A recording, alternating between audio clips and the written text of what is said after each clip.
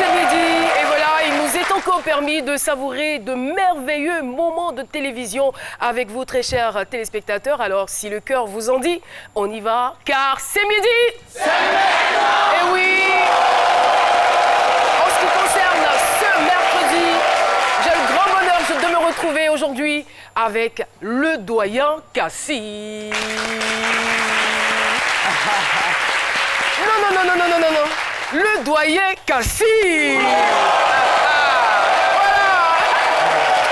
Non, mais vous êtes trop fort. C'est-à-dire que vous suivez mon rythme, quoi. En fonction de mon ton, vous applaudissez. On a une véritable équipe, n'est-ce pas?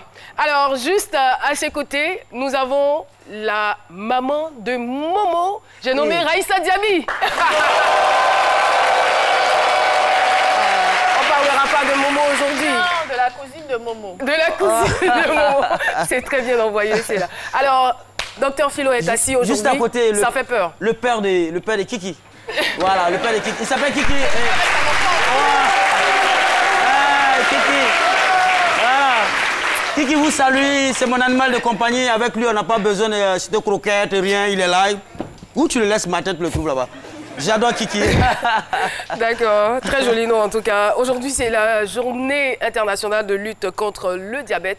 Eh bien, la première partie de cette émission sera donc relative à cela. D'où le thème « Le sport est notre arme contre le diabète ». Alors, on a deux invités, un homme et une dame. Voici leur portrait. Nos appels à témoins d'aujourd'hui sont M. Boubéry Doumini Benjamin, septuagénaire, originaire de Lakota, et Mme Conan Nguessan, une quinquagénaire, originaire de Thiébissou. M. Boubéry est marié et père de 5 enfants. Mme Conan, également mariée, est mère de 6 enfants. M. Boubéry a été pendant 30 années chercheur océanographe et biologiste des pêches au Centre de recherche océanographique d'Abidjan. Il est depuis 2004 à la retraite.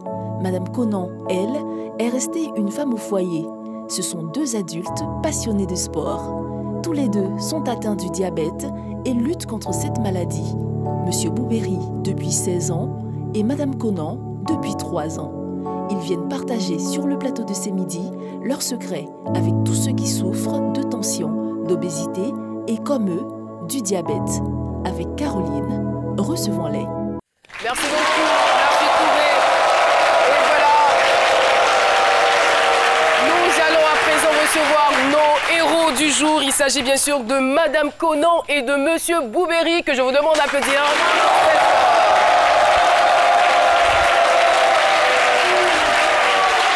On est content de les avoir sur ce plateau. Et voilà, je rappelle donc le thème, le sport est notre arme contre le diabète. Monsieur Boubéry, bonjour. Tout va bien? Super bien. Et vous, Madame Conan? Ça va bien. Ça va? Et ça se lit sur vos mines. Alors, Docteur Philo, nos invités sont installés, vous les avez très bien installés. Donc, il faut prendre soin d'eux. tout à fait, on n'a pas d'autre choix que de vous passer maintenant la parole. On retrouve tout de suite Docteur Philo.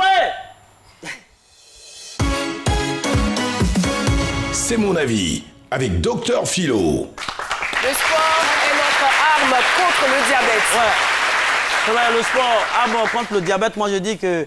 Je l'ai déjà dit à maintes reprises sur ce plateau, j'ai dit le diabète déjà, c'est pas une maladie, c'est le diable qui est déjà en vous. C'est le diable qui est déjà bête. Voilà, donc c'est le diable qui vient vous mélanger, c'est pas une maladie pour moi. Et je l'ai dit, quand je dis le sport est votre âme, c'est ça, c'est l'âme naturelle.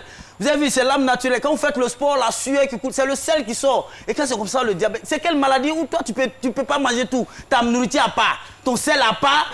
Ça dit, quand c'est comme ça, à partir de ce moment, tu deviens quelqu'un à part dans la société. C'est quelle maladie ça? Donc, moi, c'est quelle maladie qu'on ne guérit pas, qu'on entretient? Excusez-moi, mais on entretient le diabète. C'est une fausse maladie. Et donc, le sport, vraiment, vous utilisez, c'est ça, c'est naturel. Excusez-moi, mais aujourd'hui, beaucoup de diabétiques souffrent de l'ignorance, le manque d'information. Regardez quand vous allez dans nos gares routières, les bidons, les bidons, comment vous connaissez les cours d'Amounou Coco, ça veut dire comme ils sont, chaque fois, les Niamoulo qui citent plusieurs villes à la fois, Abidjan, Gaïwa, Soubre, eux aussi quand ils viennent, ils disent diabète, coco, comment on appelle? Tension. Rhumatisme, tension. Ils citent plusieurs maladies parce qu'ils sont tous en collaboration avec ces jeunes de la gare là. C'est quelle maladie où celui qui est à côté de toi à l'hôpital grossit que toi? Parce que quand tu vas foutu à essence, lui là, s'il est content, il ne mange pas, lui il mange, il grossit là. C'est quelle maladie ça? Et le sport. Et le sport. Voilà. Excusez-moi, je suis sûr qu'il y a certains tradis praticiens qui vont dire non, petit, il est très gâté, non, là-bas. C'est vrai qu'on va me dire que ce sont des plantes naturelles, mais ce que vous dites, monsieur, n'est pas naturel. Et ce n'est pas vrai, généralement. Donc, je dis que le sport, vraiment, cette activité-là, je dirais, excusez-moi si vous parlez ou la littéraire, cette activité propice, là, bien entendu, pour freiner le diabète, pour entretenir, bénéfique pour la santé. Mais attention, pas n'importe quel sport. Je ne vois pas un diabétique en train de faire la natation, vous devenez diable aquatique. Je vous en prie. Là, c'est pas bon. Ça, c'est du pur, docteur Philo, on n'y peut rien. Alors, nous allons retrouver à présent Paterne Assémian qui se trouve du côté de Marcory. La question est la suivante, peut-on guérir du diabète? Le micro-trottoir avec Chris Paterne Assémian.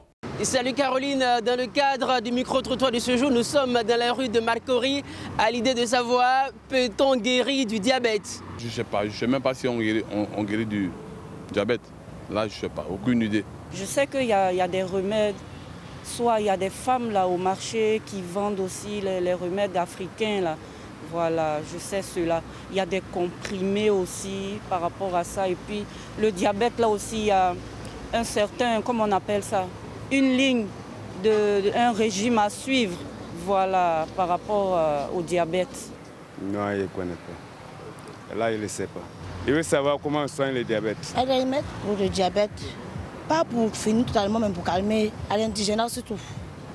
Il y a des fruits, il y a des médicaments indigènes au marché. On fait bouillir pour boire.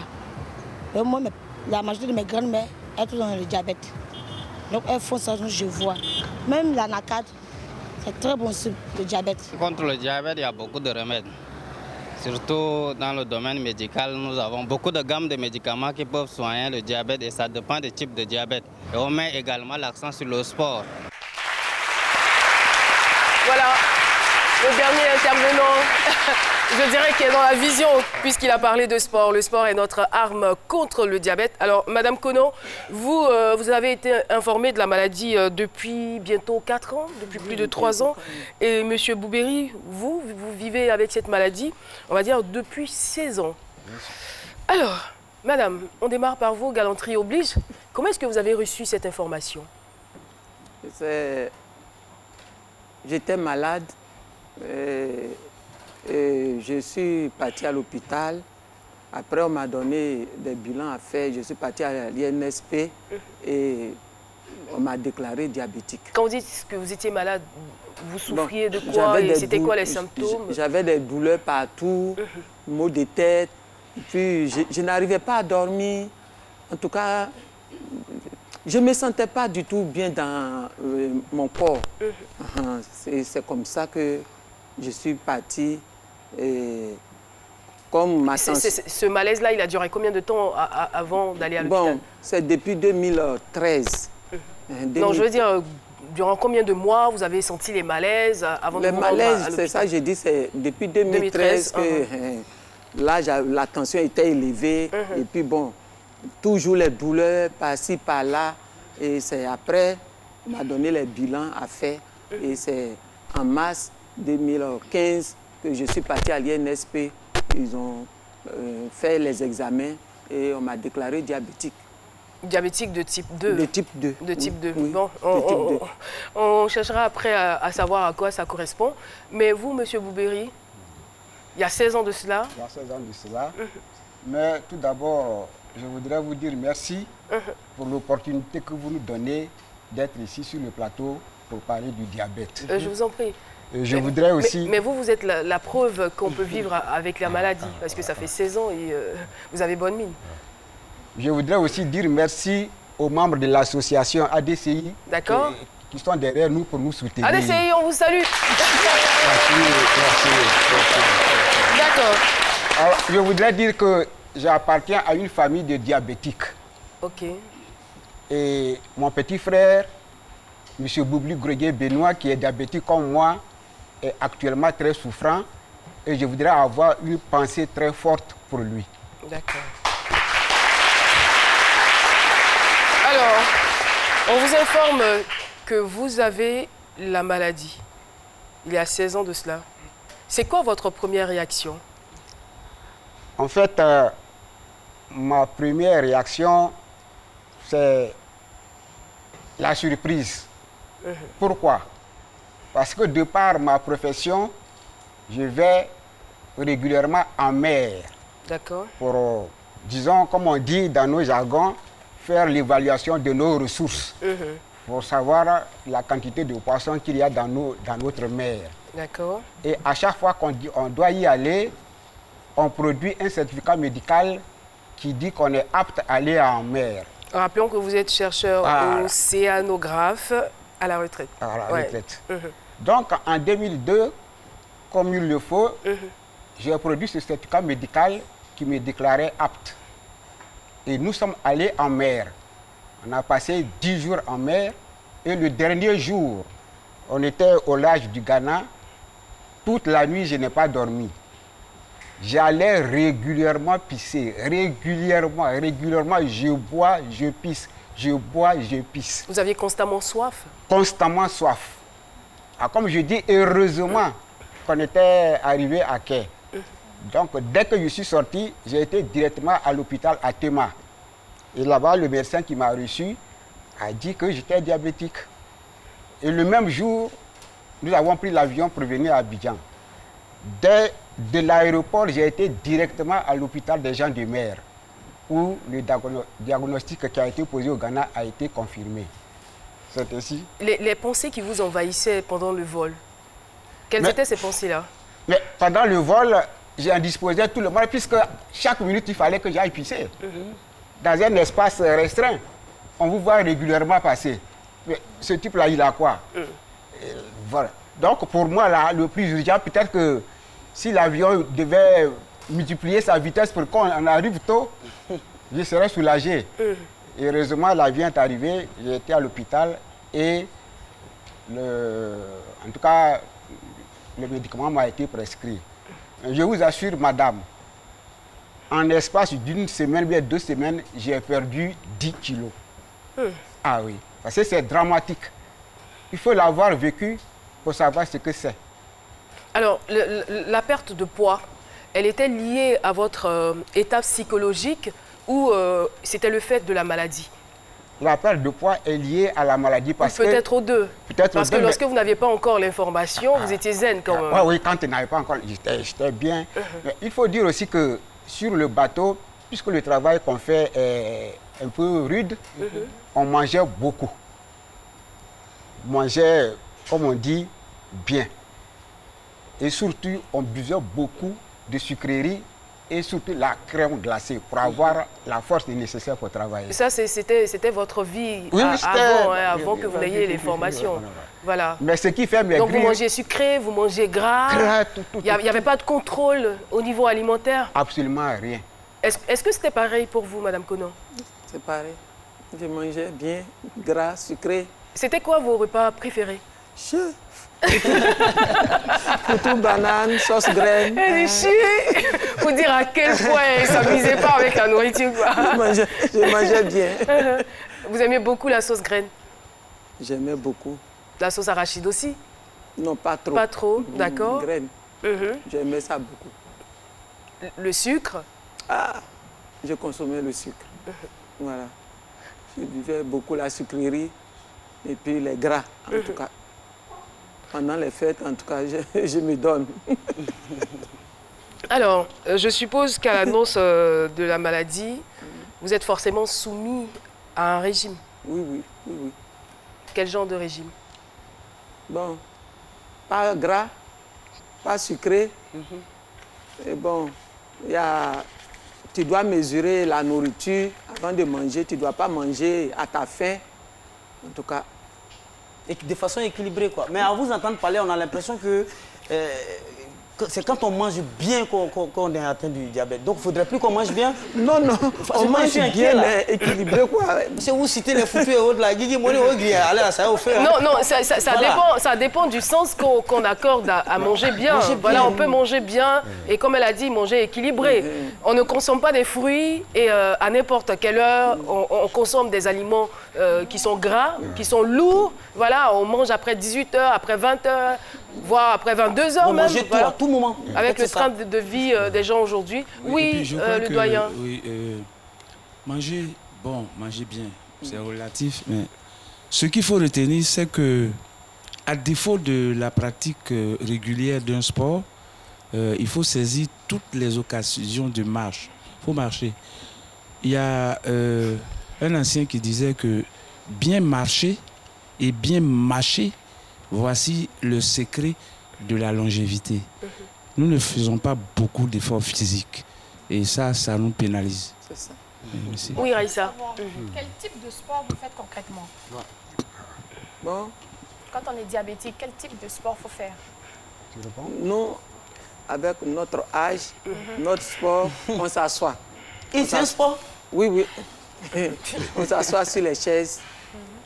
D'abord, on marche au moins 5 minutes.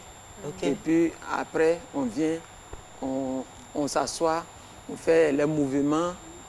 En tout cas, après les mouvements, il y a 4 sortes de mouvements. On fait les échauffements et puis on prend on fait les mouvements. Et puis après les mouvements, on danse. Ah bon? Oui, on danse et puis après, on se relaxe pour enlever la fatigue qui est en nous. Et puis on se sépare. Alors, lorsqu'on échangeait, vous nous avez dit que vous étiez un peu, je veux dire, dépressif. Oui, oui, oui, oui. Lorsque vous avez reçu l'information de la maladie, oui, vous commenciez à perdre espoir. Oui. Et la perte de poids aussi vous effrayait, tout ça. Donc, il y a eu une amélioration lorsque vous avez commencé le régime. Voilà, le sport, et tout va véritablement changer lorsque vous vous soumettez maintenant au sport. Au sport. Qui vous donne l'information, qui vous dit, en tant que diabétique, pratiquer le sport, c'est une bonne chose? Qui vous donne cette information? Je suis parti à mon rendez-vous à l'INSP et c'est le coach Soro j'étais dans mon rang et puis il est venu nous entretenir pour dire qu'avec le sport, vraiment, on peut en tout cas avoir la santé, on peut en tout cas éliminer le sucre dans notre corps.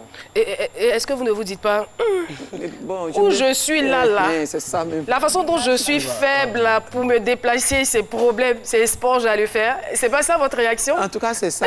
Je me suis dit, avec les douleurs en moi, quel sport encore? Bon, je vais essayer pour voir. D'accord. Et c'est comme ça que j'ai essayé. Et les premiers mois, ça a été un peu fatigant. Mais après, en tout cas, ça m'a fait du bien. Et jusqu'à aujourd'hui, je me sens très bien.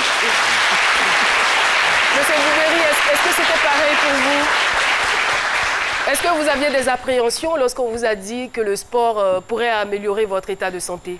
Alors, ce qu'il faut dire, c'est que la prise en charge du diabète repose sur 3 éléments.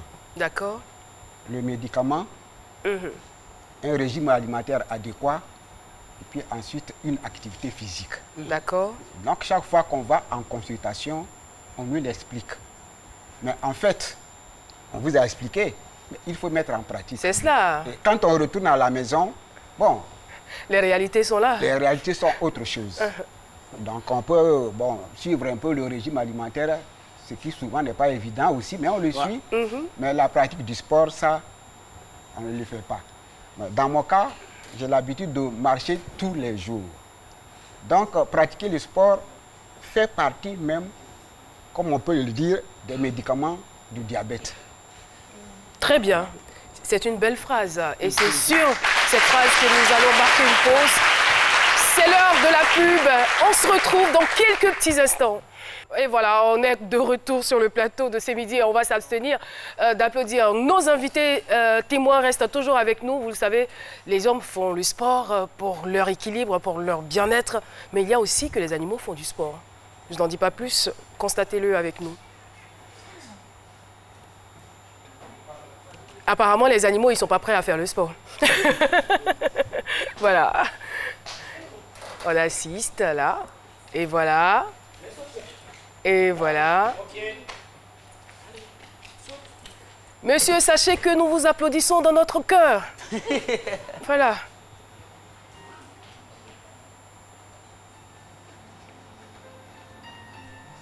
Et oui. Assis. Couché. Assis. Avance. Couché. Assis. Tu mets sur les pattes. Les pattes. Assis. Couché. Fais le mort. Ouh. Fais-le au pied. Fais le vivant. Mais droit. C'est main droit. Mets-toi droit. C'est main droit. En recul. Mais pourquoi il ne m'écoute pas? Je lui demande de faire le vivant. Est-ce qu'il n'y a pas vous, il n'écoute personne d'autre? Non, pas toucher. Pas toucher. Ça suffit. Assis. Ah, pas moi. Il n'écoute personne d'autre? Non, seulement qu'il est frère. Il n'a pas de micro. Okay. Alors, d'accord. Donc il vous écoute, vous et vos frères. Ah, d'accord. C'est bien. Assis. Couché. Debout. Devant. Inverse.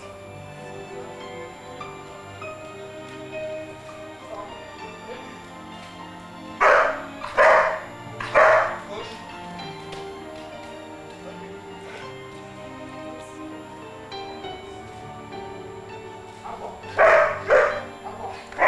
Couché.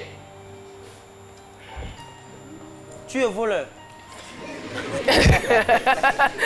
Merci beaucoup, ah, c'est vraiment spectaculaire. Alors, cette fois-ci, ils sont partis, on peut applaudir Monsieur Kofi Yobwe Noël, qui est médecin vétérinaire à la clinique vétérinaire Sainte-Marie de Grand-Bassam. Monsieur Kofi, rejoignez-nous, s'il vous plaît.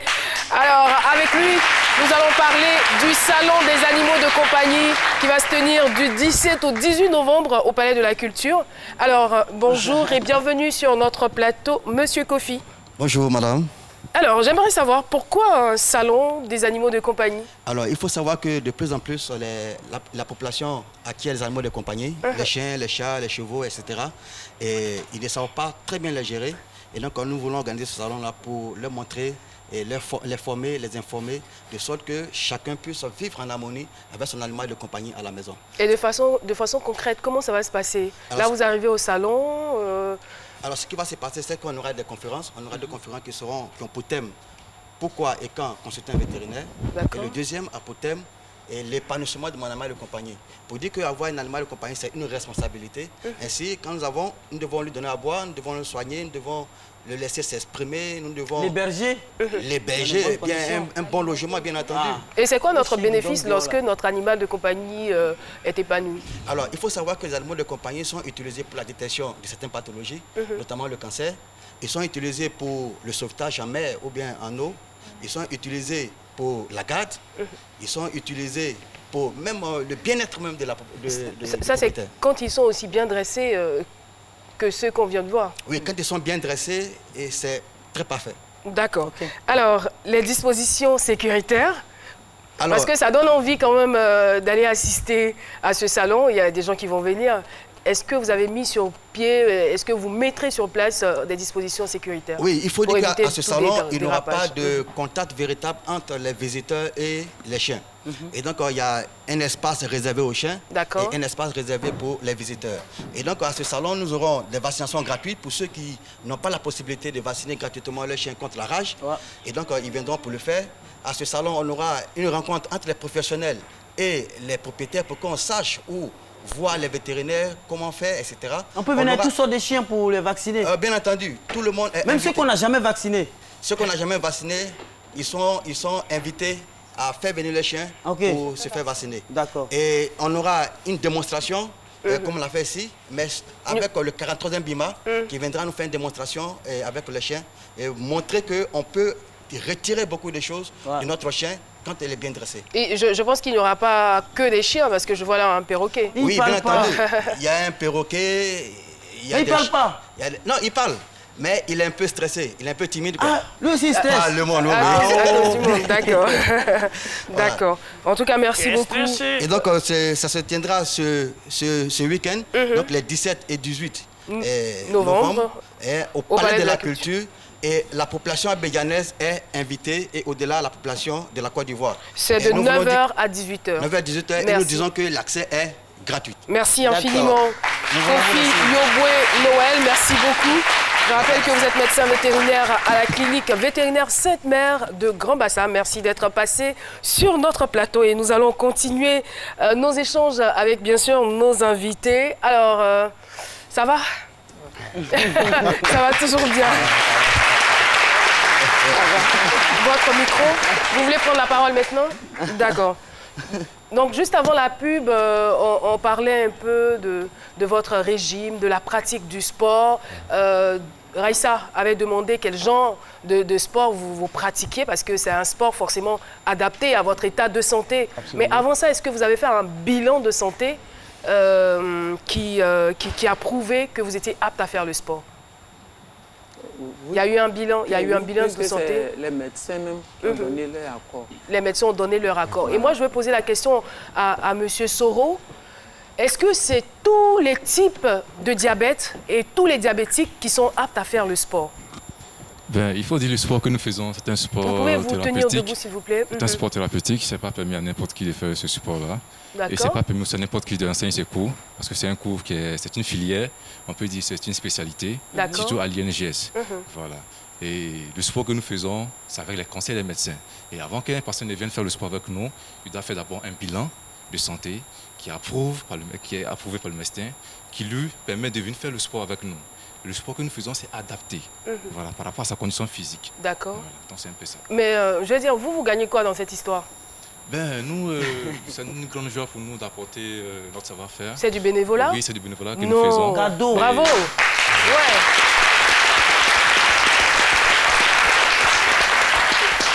Le seul bénéfice que nous retrouvons en tout ça, c'est de voir des personnes qui retrouvaient la santé, qui étaient stressées, qui étaient vraiment déprimées, qui n'avaient plus d'espoir. Mais faire l'activité physique permet d'améliorer l'état de santé. Et encore, ça donne encore le souffle de vie, encore plus d'envie de vivre longtemps. Parce qu'il faut dire, nous les enfants, on a besoin encore de nos parents. Voilà, quand on a un parent à côté de nous, il peut nous apporter plus que nous ne pouvons l'espérer. C'est clair. Et moi, je pense que vous méritez d'être accompagné parce que vous avez en charge la vie des personnes. Merci beaucoup, M. Soro. Et avec votre permission, nous allons regarder cet élément qui parle des bienfaits du sport. Moi, je vais vous accompagner chaque matin. Voilà. Nous coordonnons les activités physiques chez nos patients diabétiques, suivis à l'INSP. Le conseil que je peux donner aux diabétiques, c'est de les emmener à pratiquer ces activités physiques. Parce que ces activités sont très importantes. Elles permettent aux malades, en dehors du régime alimentaire, de perdre les calories. Ça m'a permis de réguler mon taux de sucre et de stabiliser en quelque sorte ce taux-là. Je me sens bien dans ma peau. Nous, chacun était dans son petit coin en train de se morfondre. Aujourd'hui, là, on a la joie de vivre. En groupe, on échange. En groupe, on se crée des amitiés.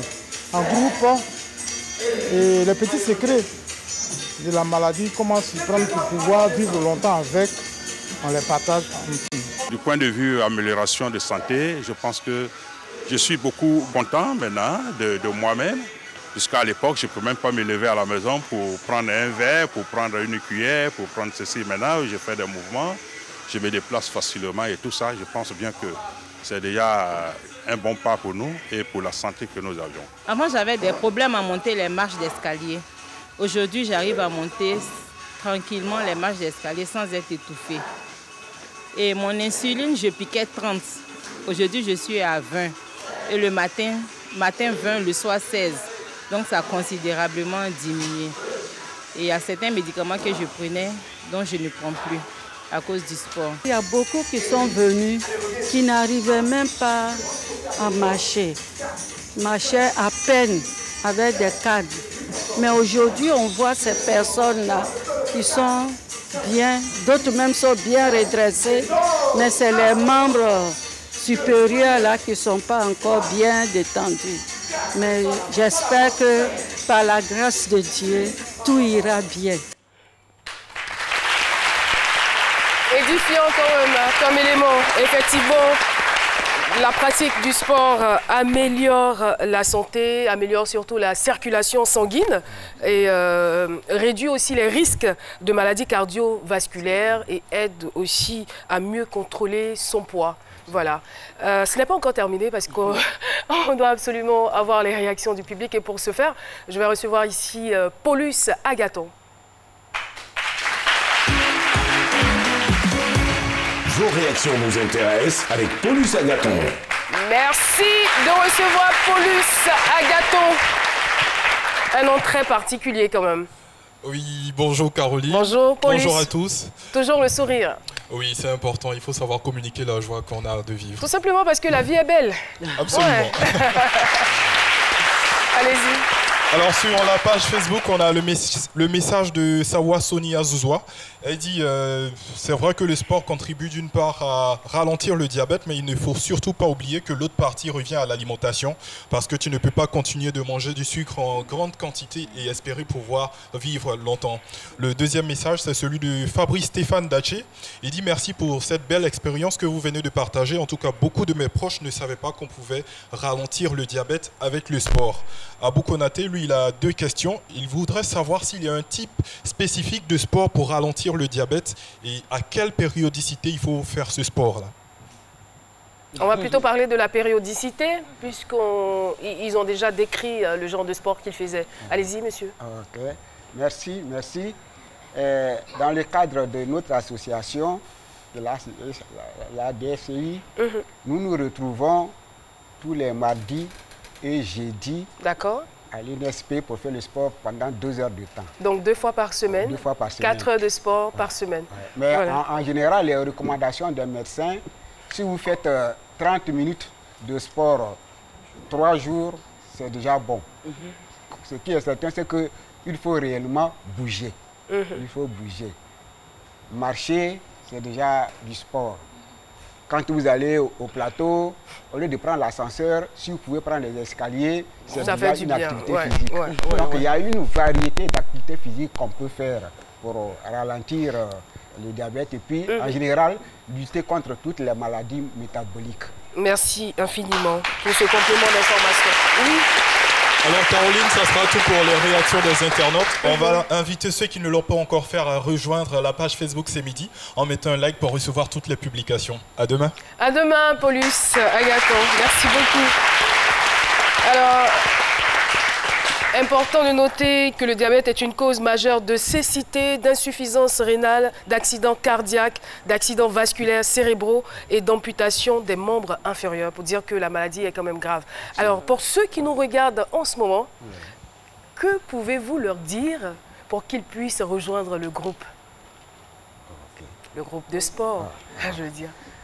Merci, madame. Je vous en prie. Comme vous l'avez si bien dit, les maladies métaboliques, vous venez de les citer. La tension artérielle, et tout ce que vous venez de citer. Et en fait, ce qu'il faut dire, c'est que tous les jours, nous mangeons. Et quand nous mangeons, c'est pour renforcer nos muscles et puis c'est pour grandir aussi. Mais à un certain moment donné, on arrête de grandir. Et pourtant, nous continuons de manger. Donc, cette énergie-là est stockée quelque part. Et quand elle est stockée, elle peut aboutir au diabète pour un groupe de personnes. Elle peut aboutir à la tension artérielle pour un autre groupe de personnes. Elle peut aboutir au diabète pour un autre groupe de personnes. Et en fait, toutes ces maladies que je viens de citer ont exactement la même origine. Sont produites par l'alimentation et puis par la sédentarité. Voilà. Donc, Merci. Voilà. Merci beaucoup. Il y a tellement de choses à dire. Il y a tellement de choses à dire à ce sujet. On vous souhaite une bonne journée et puis on prie que votre santé s'améliore encore plus. Merci infiniment d'être venu témoigner dans cette émission. Et on invite tous ceux qui nous regardent à le faire. Vous avez une histoire intéressante. N'hésitez pas à nous appeler au 22 01 00 00. Pour dire qu'à cause du sport, moi, ça me fait 4 mois. Mon docteur m'a dit de ne plus prendre le médicament. Je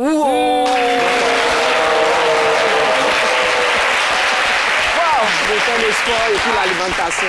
Vous avez très bien fait de m'arracher la parole parce que là, c'est un élément important. Voilà. Vraiment. Merci beaucoup. Merci infiniment. Alors, c'est donc terminé pour l'échange d'aujourd'hui. On va faire quoi? Un peu de lecture? On va voir la petite sœur de Momo. Raïssa Diaby, on vous retrouve tout de suite. C'est à lire avec Raïssa Diaby. Alors, pour aujourd'hui, nous allons étudier une œuvre de Maker Eti.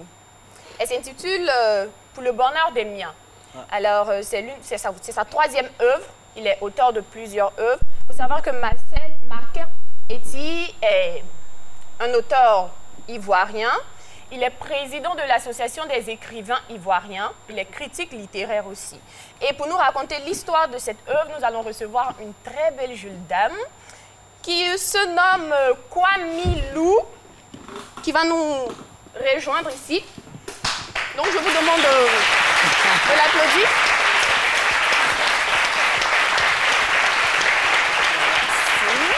Ça va? Bonjour Kwame Lou. Bonjour. Ça va? Viens un peu près de moi ici, merci.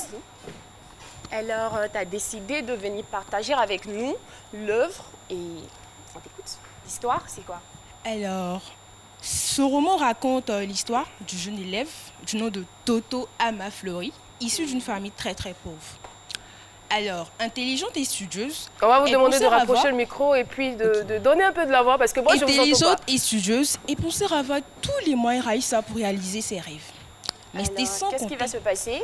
Alors, c'était sans compter avec les contingences existentielles. Devine quoi, Raïssa? La jeune fille sera obligée de sacrifier sa dignité, sa vie de jeune fille, pour se faire une place au soleil. Comment elle sacrifie sa dignité? Alors, c'est à l'université, elle sera harcelée sexuellement, vu qu'elle est issue d'une famille très très pauvre, donc elle n'a pas les moyens pour assurer ses dépenses, ses frais scolaires. Donc elle sera obligée de faire des pratiques vraiment immorales pour pouvoir réussir coûte que coûte. Voilà. Alors, Eti Maker, dans ce roman-là, veut nous sensibiliser, en particulier les jeunes filles, à ne pas faire le choix de Toto, puisque bien vrai qu'elle est issue d'une famille, elle avait la facilité, elle pouvait réussir autrement sa vie de manière positive. En tout cas, vous avez bien lu l'œuvre et nous, on a bien compris ce que vous avez dit. Alors, cette œuvre raconte une très belle moralité, ne pas se tourner vers la facilité. Nous sommes jeunes, certes, mais nous pouvons avoir des ambitions. Il faut forcer la vie. Il faut saisir sa chance, ne pas se tourner vers la facilité, vers des pratiques pas catholiques. C'est ce que Maker Eti raconte donc pour le bonheur des miens que je vous invite à lire. Faites comme Miss Kwame Lou qui l'a lu. Et si vous voulez passer à cet à lire, c'est simple, contactez le service de Saint-Midi au 22 01 00 00. Et mercredi prochain, comme Kwame Lou, vous serez ici pour nous raconter une très belle histoire. Merci beaucoup. Merci Raïssa. Kwame Lou. Alors, ne vous dites pas qu'il faut être forcément du même acabit que madame pour passer à cette tribune. Non, vous aimez la lecture, vous lisez, eh bien, appelez tout simplement au 22 01 00 pour passer dans cette tribune. Merci beaucoup. C'est bon, vous voulez rajouter quelque chose avant qu'on termine? Non, ça va. Ça va. D'accord, on vous retrouvera le mercredi prochain dans C'est à lire. Dans quelques petits instants, nous recevrons sur ce plateau Priscille la dégameuse. Qu'a-t-elle fait encore aujourd'hui? Vous aurez l'occasion de le découvrir. Mais avant... C'est Priscille la dégameuse, avec Priscille la dégameuse. Alors, bonjour Caroline. Bonjour à tous les gamins. Caroline, vous savez, nous, on travaille pour la nation ivoirienne. D'accord. Et la semaine dernière, on avait fait un micro-toto. On m'a reproché d'avoir interviewé quelqu'un qui était illettré. J'ai dit, OK, comme je travaille pour vous faire plaisir, là, je vais aller interviewer des étudiants. D'accord. Des gens qui, à la logique, sont censés connaître presque tout. Et la question d'aujourd'hui, c'est celle-là. La BCEAO, la base, le siège de la BCEAO est situé en Côte d'Ivoire ou en Afrique du Sud? On écoute les réponses. Bonjour madame. Comment on vous appelle? Moi c'est Dokana Fatmata Koulibaly. Vous faites quelle classe? Je suis en RH-Com 2. Vous connaissez la BCEAO? Oui, oui. Alors, le siège de la BCEAO est situé en Afrique du Sud ou en Côte d'Ivoire? Ben, en Côte d'Ivoire. La BCEAO est située en Égypte ou en Afrique du Sud? Bon, en Afrique du Sud. Vous connaissez la BCEAO? Oui, oui. Alors, la BCEAO est située en Égypte ou en Côte d'Ivoire? Côte d'Ivoire. Comment on vous appelle? Je m'appelle Traoré Fanta. Fanta, tu fais quelle classe? Je suis en deuxième année de BTS. Tu connais la BCEAO? Oui. La BCEAO est située à Abidjan ou en Afrique du Sud? BCEAO en Abidjan. Comment on vous appelle? Je m'appelle Laurel Kra. Ok, Laurel. Vous connaissez la BCEAO? Oui, oui. Alors, le siège de la BCEAO est situé à Abidjan ou en Afrique du Sud? En Afrique du Sud. Comment on vous appelle? Moi, c'est Diego Boris. Vous faites quoi dans la vie? Je joue au football. D'accord. Alors, vous connaissez la BCEAO? La BCEAO, oui. Le siège de la BCEAO est situé en Côte d'Ivoire ou en Afrique du Sud? En Côte d'Ivoire, je crois. Hein. Vous faites quoi dans la vie? Bon, je suis étudiant. D'accord. Le siège de la BCEAO est situé en Côte d'Ivoire ou en Afrique du Sud? Je suis en Côte d'Ivoire, précisément au plateau. Comment on vous appelle? C'est Touré Abdoulaye. Abdoulaye, vous faites quoi dans la vie? Ben, je suis étudiant en première année en lettres modernes. Ok. Alors, vous connaissez la BCEAO? Oui, bien sûr. Le siège de la BCEAO est situé en Côte d'Ivoire ou en Afrique du Sud? Ben, je crois en Côte d'Ivoire, oui. Où précisément? Au plateau. Comment on vous appelle? C'est Donald Aristide. Vous faites quoi dans la vie? Je suis étudiant. Alors, Donald, vous connaissez la BCEAO? Oui. Le siège de la BCEAO est situé en Côte d'Ivoire ou en Afrique du Sud? Je crois bien que c'est en Côte d'Ivoire. Où précisément? Au plateau. Comment on vous appelle? Je m'appelle Quadio Henri Joël. Henri Joël, vous faites quoi dans la vie? Je suis étudiant en licence 2 de philosophie. Ok. Alors, Henri, vous connaissez la BCEAO? Oui. Le siège de la BCEAO est situé en Côte d'Ivoire ou en Afrique du Sud? Je pense bien que c'est en Afrique du Sud. Dans quelle ville précisément? Il y a Ekville et puis Noshton. Noshton. Ok, merci. Merci. Merci. Voilà. Donc, mercredi prochain, rendez-vous mercredi prochain pour un autre micro-trottoir. J'entendais des dans le public. C'est pas faux. Lorsqu'on écoutait les réponses. Voilà. C'est situé où? Vous connaissez? Non, non, non, c'est j'ai entendu Addis Abeba ici. Qui veut répondre? Qui a la bonne réponse? Je vais aller vers vous rapidement. La Banque centrale des États de l'Afrique de l'Ouest est située vous vous levez, s'il vous plaît. Bonjour. Moi, je ne dois pas connaître. Tout le monde sait que je ne connais pas papier. Vous devez connaître. Allez-y, très rapidement. Au Sénégal, à Dakar. Qui confirme? Levez-vous. Sénégal. C'est lui là qui a trouvé. La BCEAO est située au Nigeria. Bravo. Bon, ok. Merci, hein. C'est situé au Nigeria. Merci. Eh bien, la Banque centrale des États de l'Afrique de l'Ouest est située précisément à Dakar, au Sénégal. Donc, bonne réponse. Et voilà, l'émission est terminée. On a eu un énorme plaisir à la présenter. C'est bon, silence. On vous donne rendez-vous demain à partir de 12h. Je salue le fan club, c'est midi. Et puis, l'association SADA. C'est ASDCI. ADSCI, c'est bien cela. L'association Sport Diabète Côte d'Ivoire. Merci beaucoup et très bonne journée à vous. Et je salue aussi mon petit Jean-Emmanuel qui vient de Yamoussoukro. Il est venu suivre l'émission. Ça va? D'accord.